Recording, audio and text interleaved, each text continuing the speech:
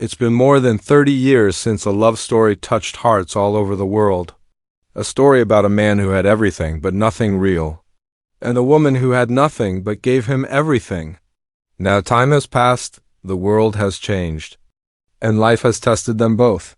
But true love, no matter how long it hides, always finds a way back. Edward Lewis had once believed in fairy tales, though he never admitted it. The sharp-suited businessman who lived on power and success had, many years ago, been saved by something far softer love. Vivian Ward had walked into his life when he least expected it, when his world was ruled by board meetings, money, and endless deals. She was a burst of color in a life painted gray. Together they had written a story people would never forget. But time is never kind, and reality is never as simple as a fairy tale. The years carried them forward, pulling them apart in ways neither of them had imagined. At first they fought for each other. They tried to hold on, despite the demands of Edward's growing empire and Vivian's desire to live a life of meaning, not money. But with every year, the distance grew until they found themselves living in different worlds.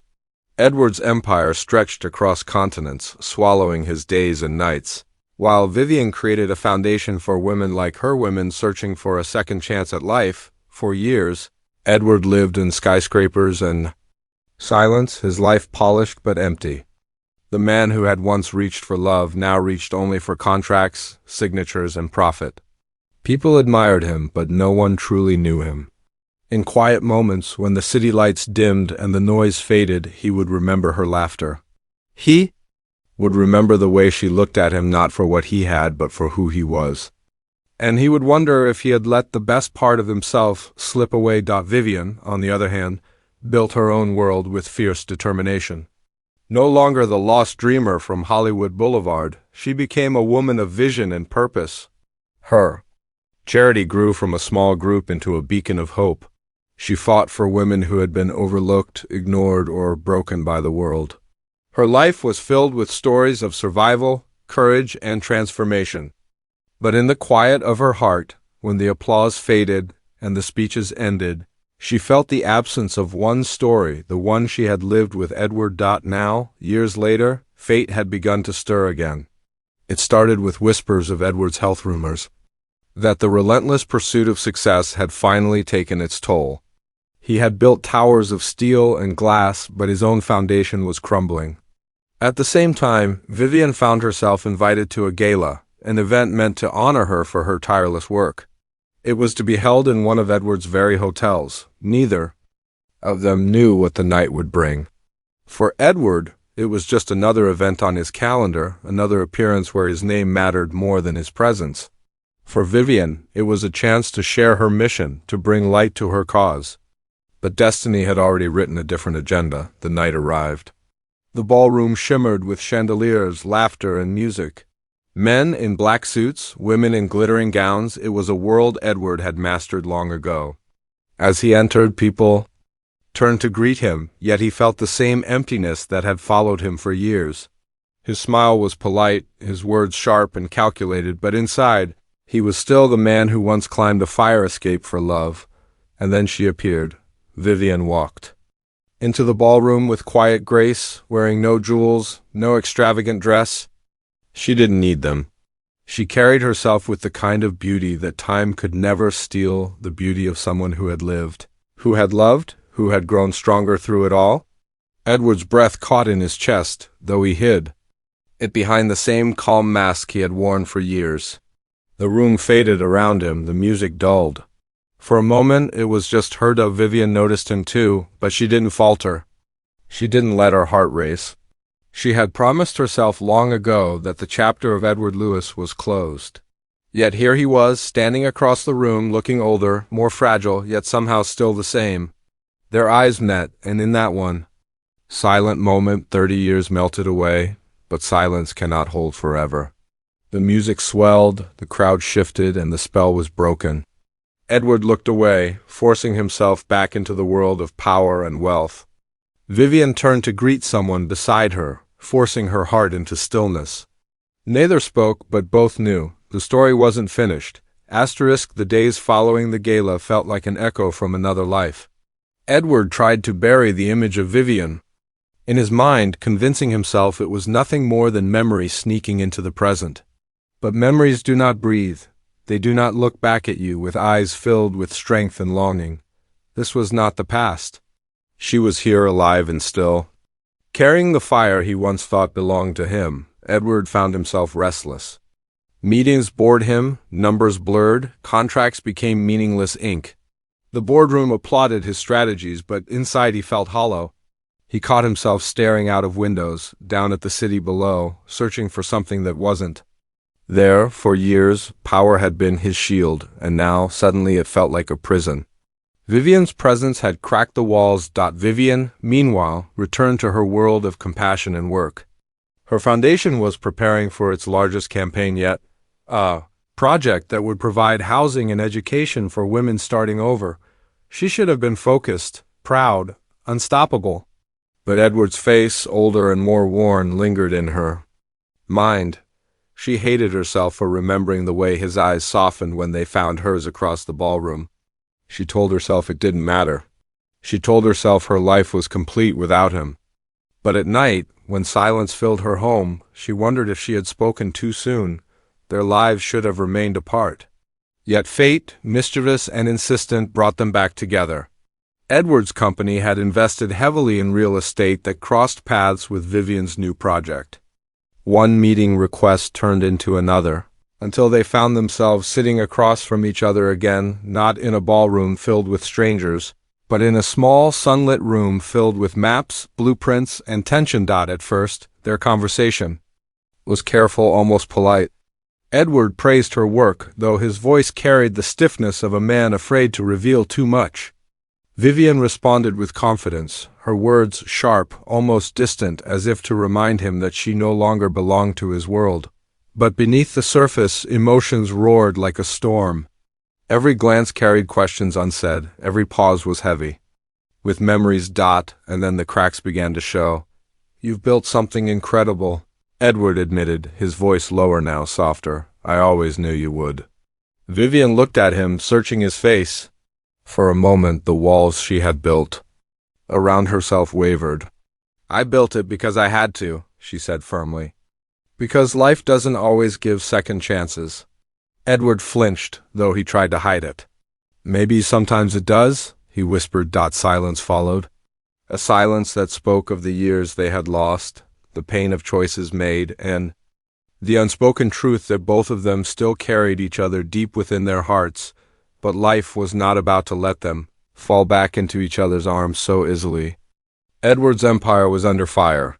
Competitors circled, his health faltered, and the cracks in his kingdom widened. He was a man who had spent his life holding control, and now control was slipping. Vivian, on the other hand, was facing her own trial. Her foundation's project had drawn powerful enemies, developers who saw her mission as a threat. Men who believed profit was worth more than people. Their battles collided. What began as business meetings quickly became nights of arguments. Days of collaboration, moments where anger blurred into laughter and tension sparked into something deeper. Vivian challenged him in ways no one else dared. Edward, for all his power, found himself humbled by the strength of the woman he once thought he had rescued, and yet the old wounds never fully healed. Vivian still remembered the nights he chose. His empire over her? Edward still carried the guilt of letting her go. Love was there, alive between them, but so was fear, the fear of being broken again. One evening, as the city lights shimmered below, Edward stood by the window of his office, his reflection split between glass and shadow. Vivian's voice echoed. In his mind, life doesn't always give second chances. He wanted to prove her wrong. He wanted to fight not with contracts or money, but with his heart. At the same time, across the city, Vivian sat surrounded by papers and plans, her hands trembling slightly as she held an old photograph of herself and Edward from years ago. She wondered if fate had truly brought them back together, or if it was only playing a cruel trick. She closed her eyes, and in the darkness she whispered words she had not spoken in decades. "Why do I still love you?" The story was far from simple now. They were no longer the dreamer and the businessman. They were two souls scarred by life, standing at the edge of something fragile, something dangerous, and something beautiful, and as destiny pulled them closer, both Edward and Vivian realized a truth neither of them could escape. The love they once shared had never died, it had only been waiting. The world outside glittered with power, but Edward Lewis felt the cracks widening under his feet. His empire, once untouchable, was beginning to tremble. A younger rival, a ruthless entrepreneur named Marcus Hale, was circling his company like a predator. Marcus was everything Edward had once been, bold, hungry, and merciless. But he was also something. Edward never allowed himself to become reckless. Investors whispered Marcus's name as if he were the future, while Edward was only the past, and fate, cruel as it was, pushed Marcus into Vivian's path. Marcus had taken an interest in Vivian's foundation, eager to attach his name to her cause. To the world, it looked like generosity. To Marcus, it was a strategy. He saw Vivian not only as a symbol of hope, but as a way to polish his own image while quietly undermining Edward. His charm was undeniable, his smile practiced. He offered funding, resources, connections, everything Vivian's mission needed to grow. At first, Vivian welcomed his support. His words were warm, his promises convincing. She believed he cared about the women she fought for, about building a better future. Yet beneath the surface, something unsettled her. His compliments felt rehearsed, his kindness too convenient. And though she never admitted it aloud, part of her hesitated for another reason. Edward saw the partnership forming from a distance, and jealousy, sharp and unfamiliar, burned through him. He had no right to claim Vivian. Not after years of absence, not after choosing work over her. And yet the thought of another man standing at her side offering her what he had failed to was unbearable. He tried to hide it behind the armor of his usual control, but whenever Marcus's name appeared in conversation, Edward's eyes darkened, their meetings grew more heated. One afternoon, they sat across from each other in a crowded cafe, papers spread across the table, pretending to discuss logistics. The conversation slipped into something far deeper. "You don't know who he really is?" Edward said firmly, his jaw tight. Vivian leaned back, arms crossed. "And what makes you the expert?" "You've been gone for half my life, Edward." His voice softened, but his eyes did not. "I know men like him. I used to be him. He doesn't see you, he sees what you can give him." Vivian's breath caught. For a moment, but she didn't let him see it. "You think you still know me? You think I need saving?" "I think—" Edward's voice broke slightly, the mask slipping. "I think you deserve someone who actually loves you." The silence that followed was heavier than any argument. For a heartbeat, their old selves flashed through the young woman who had dreamed of fairy tales and the man who had climbed a fire escape for her. But then the moment shattered, and Vivian gathered her papers, leaving Edward alone with his unfinished words. Meanwhile, Marcus pressed forward, weaving himself deeper into Vivian's foundation. He sponsored her events, appeared beside her in photographs, and whispered promises of expansion that could change lives.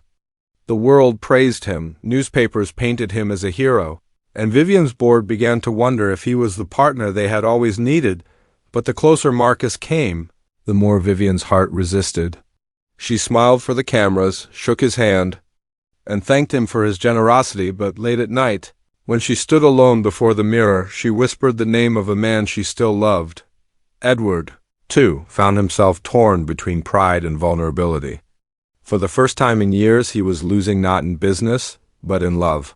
He wanted to fight, but fighting meant opening the wounds he had hidden for decades.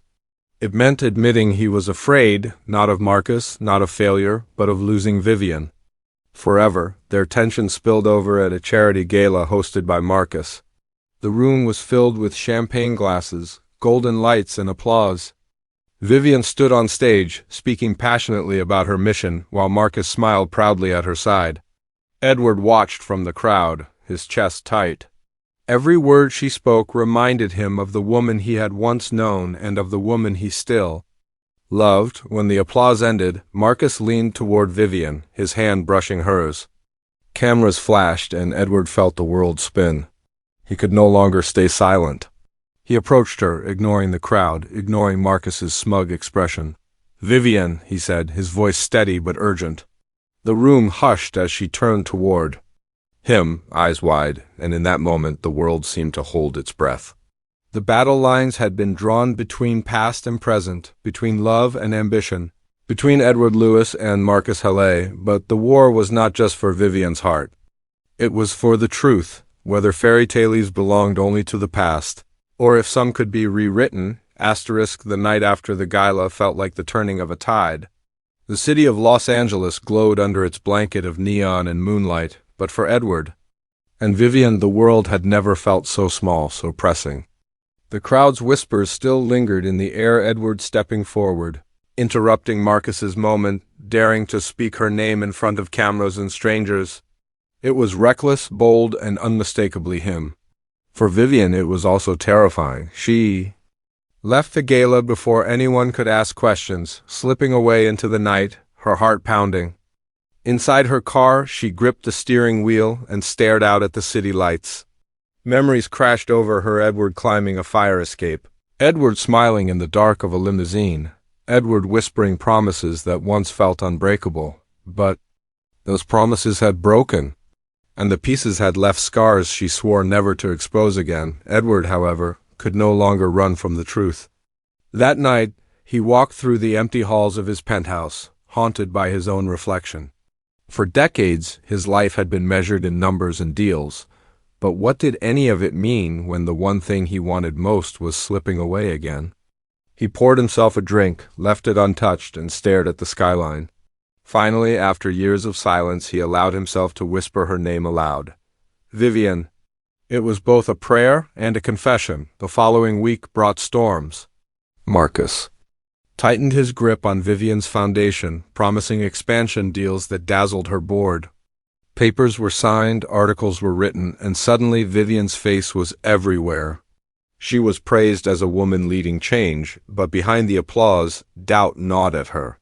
Marcus's promises were grand, but they felt too polished too.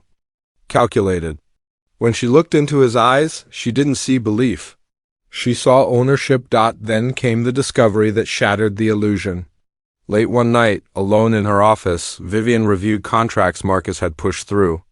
Buried in the fine print were clauses that would hand control of her foundation to his company if certain financial difficulties arose. He wasn't building her dream, he was setting a trap. Rage and betrayal burned in her chest. She realized she had been right to doubt him all along. The very next day, she stormed into Edward's office without warning. His assistants scrambled, but she didn't care. She pushed open the door, her eyes blazing. "You were right," she said, her voice trembling with anger. Edward looked up, surprised. "Vivian!" She cut him off. "Marcus doesn't care about my mission. He only cares about power, about using me as another trophy for his empire." She threw the papers on his desk, the pages scattering like broken promises.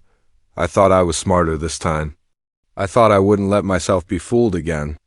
Edward rose slowly, his eyes never leaving hers. "You're not fooled, Vivian. You saw the truth. That makes you stronger than you've ever been." Her breath caught at his words. For a moment, the old warmth flickered between them. The years melted away, and she saw not the empire builder, not the polished mask, but the man who once loved her without conditions. But the moment couldn't hold. "Why now, Edward?" she whispered. "Why come back into my life when it's too late?" Edward's voice broke as he answered. "Because it was never too late. Not for me. I let you go once, and it was the worst mistake of my life. I can't let it happen again." Vivian turned away, tears in her eyes. She wanted to believe him. She wanted to fall into the story they once had. But love wasn't a fairy tale anymore. It was a battlefield, and hearts could only survive so many wounds. The climax came at a press conference, called by Marcus to announce his partnership with Vivian. Cameras flashed, reporters shouted, and Marcus stepped forward with his trademark grin. But before he could finish his speech, Vivian took the microphone. Her voice was steady, strong, unshaken. This foundation was never about power or profit. It was about second chances for women, for families, for anyone who believed they could rise again. And I will not hand that dream over to someone who doesn't believe in it. She turned to Marcus, her eyes cold. This partnership ends today, the crowd gasped. Marcus's smile faltered. And then, in the sea of flashes and noise, Vivian's gaze found Edward. He wasn't on stage. He wasn't holding the spotlight. He was simply there in the crowd, watching her with the same quiet awe he had shown her 30 years ago. Their eyes locked, and in that instant, everything else fell away, the cameras, the chaos, the past. It was just the two of them, standing on the edge of a future they had never dared to imagine. The trailer would end here, with a montage. Edward and Vivian walking side by side through the city, unsure but together. A brief glimpse of Marcus, vowing silently that the fight isn't over. A flashback of young Vivian laughing, blending into the present Vivian, smiling softly through tears. Finally, the screen fades to black. Pretty Woman 2, 2026. The love story continues. A whisper closes the trailer. Some fairy tales never end. They simply wait for their moment to begin again.